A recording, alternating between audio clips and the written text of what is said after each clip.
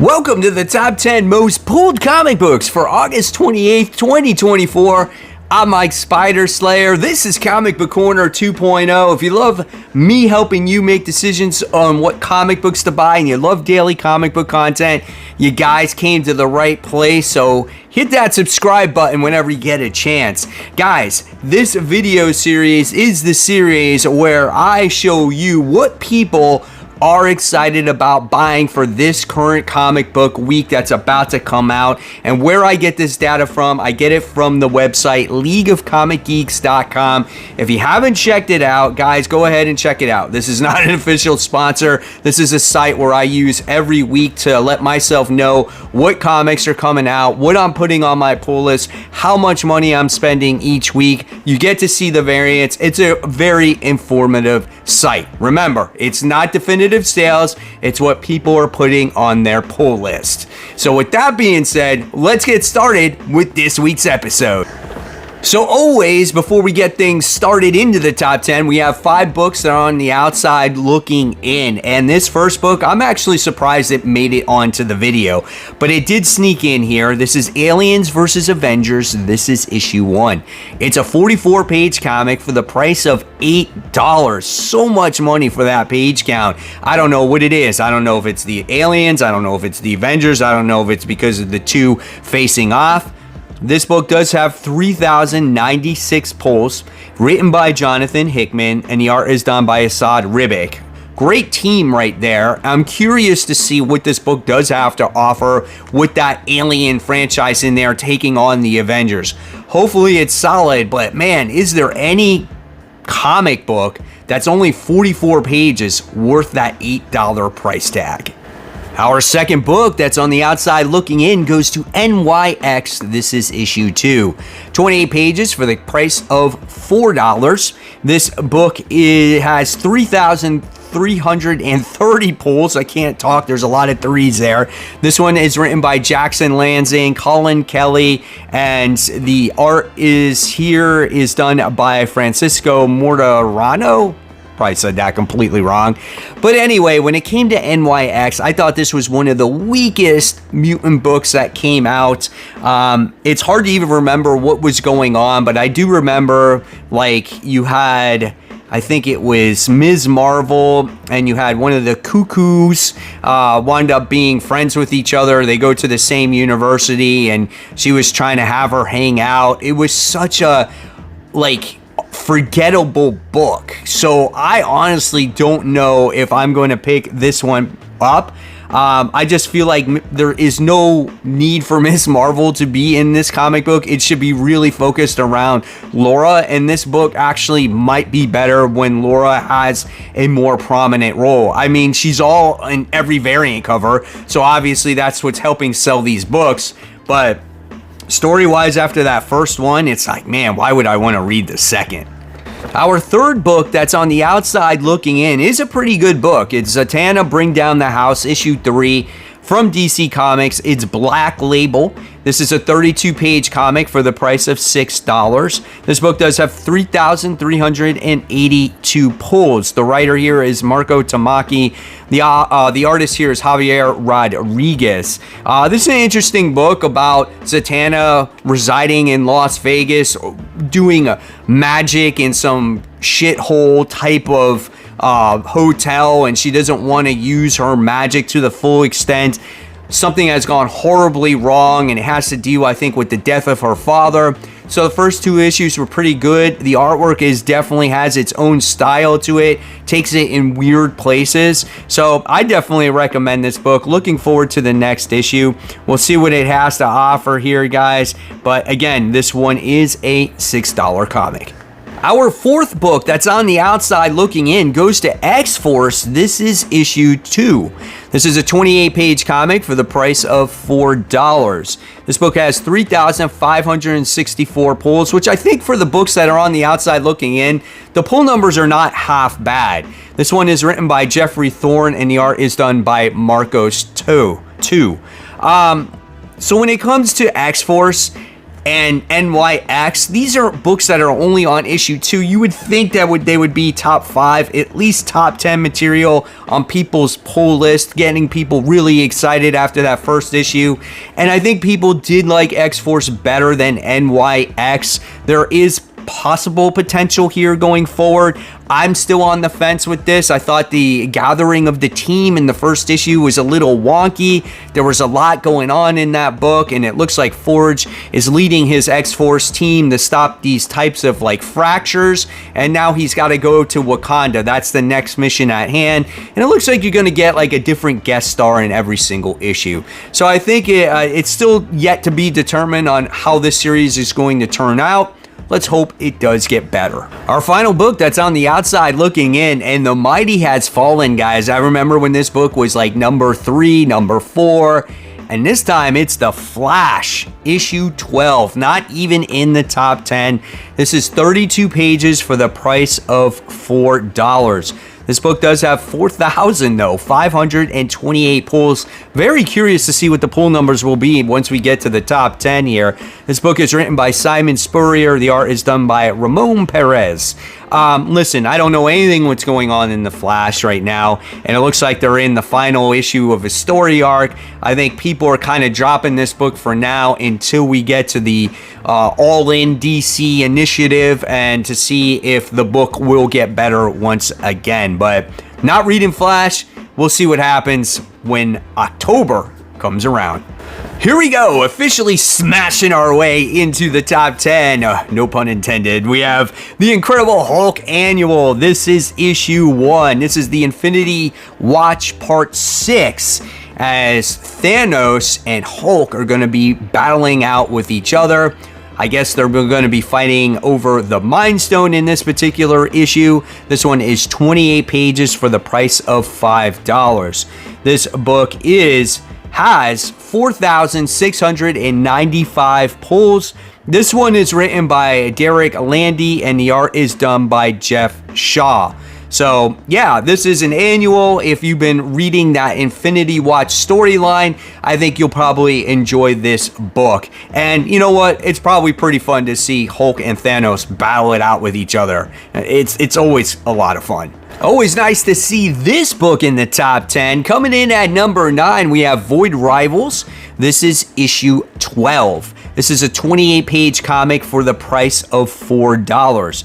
This book has 4,754 pulls, written by the legendary Robert Kirkman. The art is done by Lorenzo Di Felici. When it comes to Void Rivals, it looks like Derek and Salila are going their separate ways. They had some kind of tiff at the end of the last issue. Don't know what's actually going on there, what secret is in store, but it's like I said, like these independent comics are overtaking books from Marvel and DC in this top 10, right? Like I said, X-Force, you expect that to be in a top 10. Here we have an independent book like Void Rivals with these new characters that people are just more interested in. And I know it's connected to the Energon universe and Transformers, but you know what? Still, Marvel, DC, you guys gotta do better.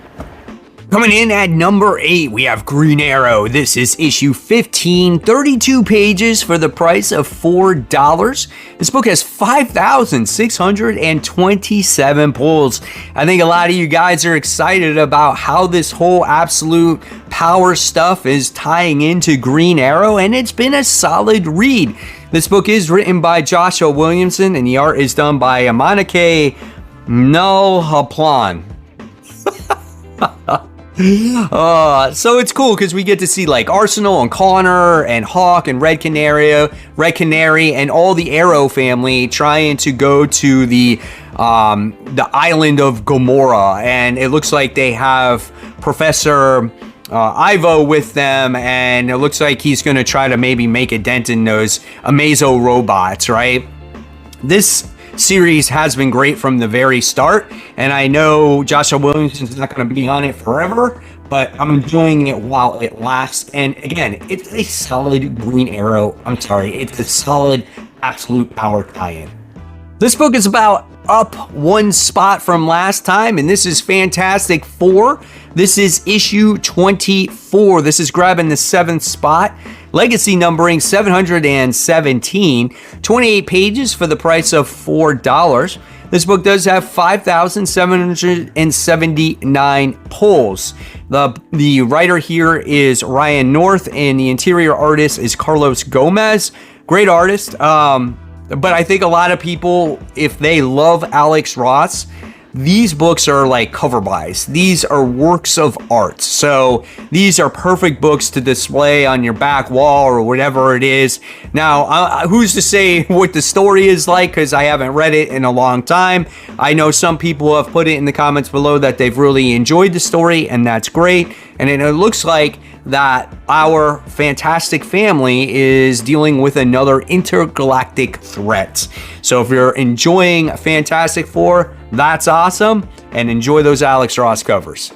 Coming in at number 6, and this book is always very strong on the countdown, but I think it is down a couple slots this time, and it's Something is Killing the Children. This is issue 40. It's 32 pages for the price of $4, and this one has 5,843 pulls.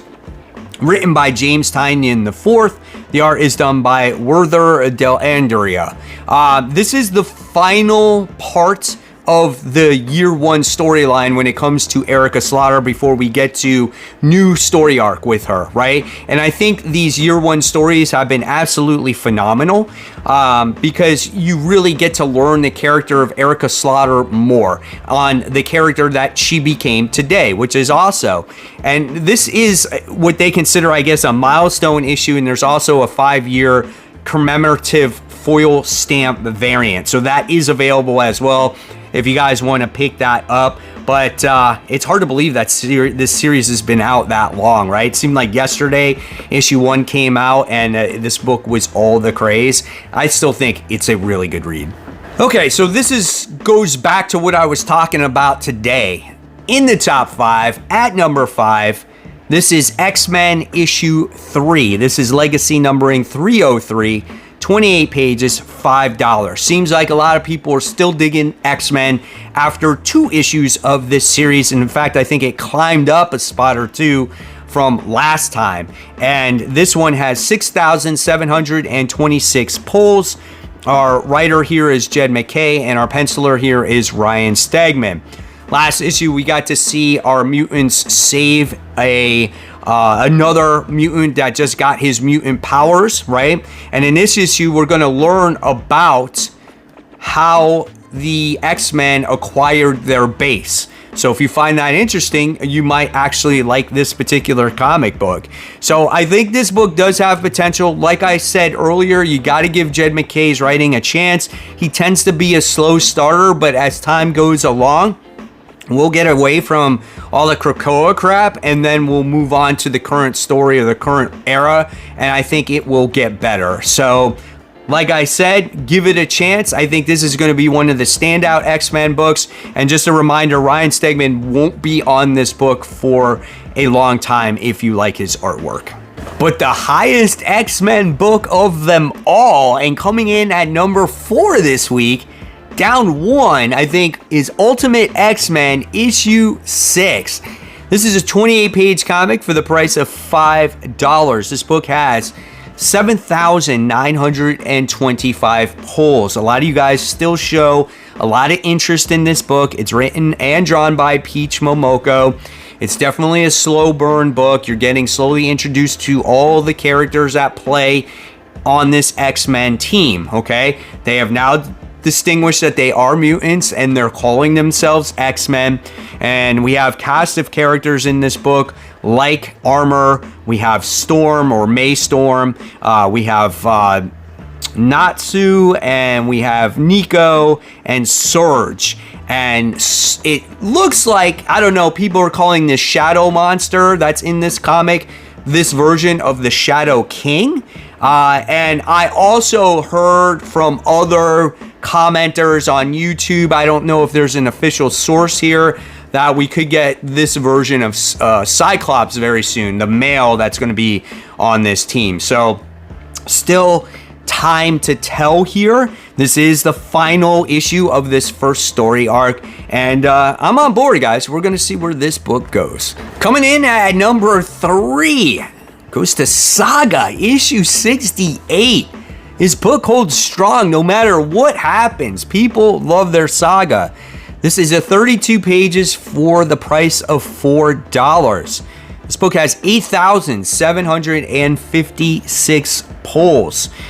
In this return to the series in the last issue, we wind up getting to see what's going on with our main character. I think her name was Hazel. My God, I forgot all of a sudden. And we get to learn about the little boy who is Squire, and he's kind of like alone in the dark on his like VR headset and stuff.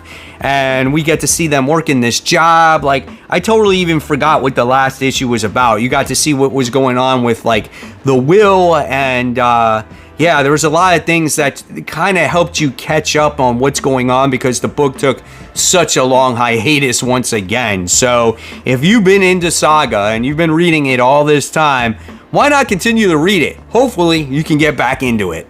Here we are, on to the top 2 comics once again. And it's always these heavy hitters, but who comes out on top, right? So coming on number 2, we have the Amazing Spider-Man issue 56. Could not grab the top spot this time. And it has a legacy numbering to it of 950, so it's a milestone issue. And here's what I was talking about before. We had Aliens vs. Predator at number 15. $8 for, what was it, a 44-page comic book? This is the same price point, $8 for 64 pages. What the hell, dude? How do we distinguish the pricing in Marvel Comics, right? Not sure there, but that's what you're paying for this comic book. $8, 64 pages. This book does have 9,630 pulls, written by Zeb Wells. The artwork in this issue is done by John Romita Jr. He is back. We have Peter doing battle against Tombstone once again. These seem to be the better storytelling issues when you add Tombstone in them, but the weaker artwork issues when you have John Romita Jr. in them. So you never can really get a win-win when it comes to the Amazing Spider-Man, but we're kicking off the final story arc here before Zeb Wells leaves. So coming in at number 1, of course, it's always number 1, Detective Comics, issue 1088, 40 pages for the price of $5. This book has 9,754 pulls. Not overly impressed with that number 1 spot, as we started off super strong. Written by Ram V. The art is done by Gulliam March. Penultimate issue here. He's getting ready to wrap up his run on Detective Comics. We're going to get Tom Taylor on this book. Hopefully Tom Taylor kind of writes a more drawn out book. Like Nightwing was very drawn out. Maybe here are the criticisms to move stories along quicker so we can get a story that is just not so slow, not so drawn out, not so boring, right? So hopefully his run will be great on Detective Comics. But you guys still got one more issue with Ram V on the run. All right, guys, so now it's time to Spider Slayer's sleeper pick, and I wish more people would read this book. And the people that do read it really like it. This goes to Grommets. This is issue 4. It's a 32-page comic for the price of $4. This book has 1,191 pulls, written by Rick Remender, and the artwork is done by Marino I don't even know. Anyway, if you're an old guy like me, you should be reading this book, right? A bunch of 40-something-year-old guys will remember this timeline of the 80s where skating was super popular. You know, it's a coming-of-age book where you remember all the old-school arcade games. You remember skipping school, you know, trying to, you know, make your way with the ladies, and if you got that like kiss or she paid attention to you, it was like this big deal. Like, this is a fun book to read. It takes you out of your element and it brings you back to those old days of when you were a kid. So that's why I really love this book. And this might be something for you to read if you are not familiar with that timeline. It could be just a fun story overall. So yeah, I'll recommend Grommets all day long. So there you have it, webheads. There are the top 10 most pulled comics for August 28th, 2024. I want to know in the comments below what books you're most anticipating this week and you are putting on your pull list. And as always, guys, if you love the content, there's always more content right here for you to click on and watch. Guys, remember, support the local comic shops. Keep buying, keep collecting, but always remember, read the comics, because you know, we need to have that great comic conversation. Guys, I'll see you in the next video. Take care. Bye.